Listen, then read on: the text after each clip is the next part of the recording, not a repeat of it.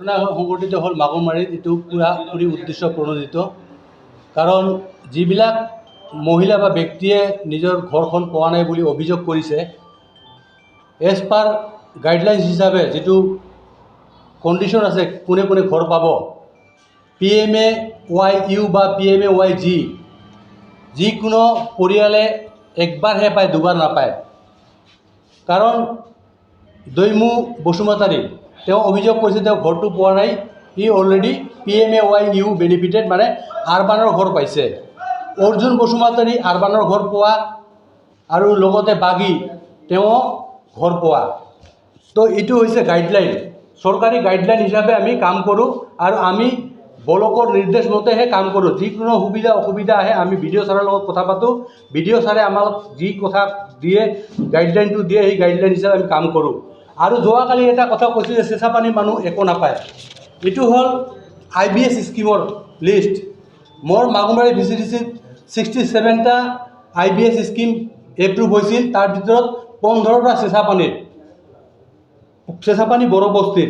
চেঁচাপানী ভাগ ভাগ আছে কাৰণে চেঁচাপানী বড়ো বস্তিতে 15জন বেনিফিচিয়াৰী আছে।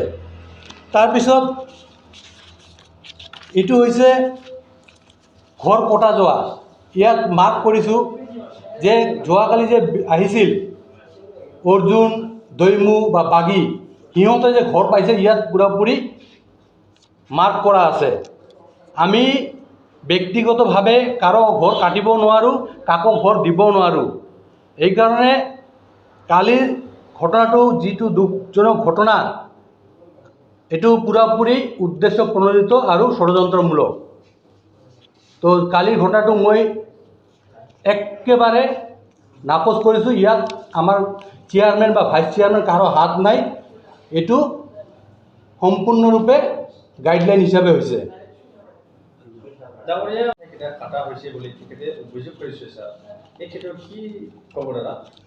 যিটো PMAY আৱাস প্লাছ আহিছে, PMAY আৱাস প্লাছ, তাৰপিছত এটা ছাৰ্ভে হয়, ছাৰ্ভেটো আমাকে কৰিব দিয়ে।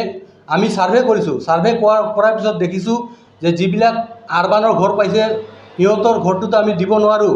তেতিয়া আমি ছাৰ্ভে ৰিপৰ্ট ব্লকত দিছোঁ BDO ছাৰক, যে ছাৰ এই ব্যক্তিবিলাক ইতিমধ্যে PMAY-E মানে PMAY আৰবানৰ ঘৰ পাইছে, এইবিলাক কি কৰা যাব? তেতিয়া BDO ছাৰে কৈছে যে গাইডলাইন হিচাপে এওঁলোকে আৰু ঘৰ নাপাব, অতএব এইবিলাক ঘৰ ৰিমুভ কৰিব লাগিব। যিসকল অভিযোগকাৰী আছিল দাদা, এই তেখেতসকল সব UPPৰ সহকাৰী কৰ্মী বুলি কৈছে তেখেতে, ইয়াৰ ৰাজনীতিক ষড়যন্ত্ৰ হ'ব পাৰে নেকি? হ'ব পাৰে, এইটো মই খাটাং ক'ব নোৱাৰোঁ, হ'বও পাৰে। কিয়, যিহেতু BJP আৰু UPPL এলায়েন্স চৰকাৰ আছে, যদি কিবা অসুবিধা হৈছে আহি বহি আলোচনা কৰিব লাগিছিল। ভাইচ চেয়াৰমেন UPPLৰ হয়, তেওঁ আছিল যোৱাকালি, আমাৰ লগত বহি আলোচনা কৰিলোঁ হয়। কিবা অসুবিধা হৈছে আমি ব্লকত লৈ গ'লোঁ হয়, চেয়াৰমেন ভাইচ চেয়াৰমেন আমি ব্লকত লৈ গ'লোঁ হয়, BDOৰ লগত কথা পাতিলোঁ হয়, BDO কি উপদেশ দিয়ে সেই হিচাপে আমি কামটো কৰিলোঁ হয়। যিহেতু এলায়েন্স থকাৰ পিছতো যদি সিহঁতে আহি কৰিছে, তেনেহ'লে এইটোতো আৰু কি ক'ম, আপোনালোকে বা ৰাইজে বুজি পাব। 22টা পৰিয়ালৰ ঘৰ কাটি দিছে বুলি কৈছে, এইটো আগতে চকেইটা পাইছিলে নেকি? 22টাতো নহয়, 18জনৰ ঘৰ কটা গৈছে। আৰু এইটো সঁচা, সিহঁতে অলৰেডি বেনিফিটেড, মানে ৰুৰাল বা আৰবানৰ ঘৰ যিয়ে পাব দ্বিতীয়বাৰ তেওঁ আৰু এইটো নাপায় এই আঁচনি।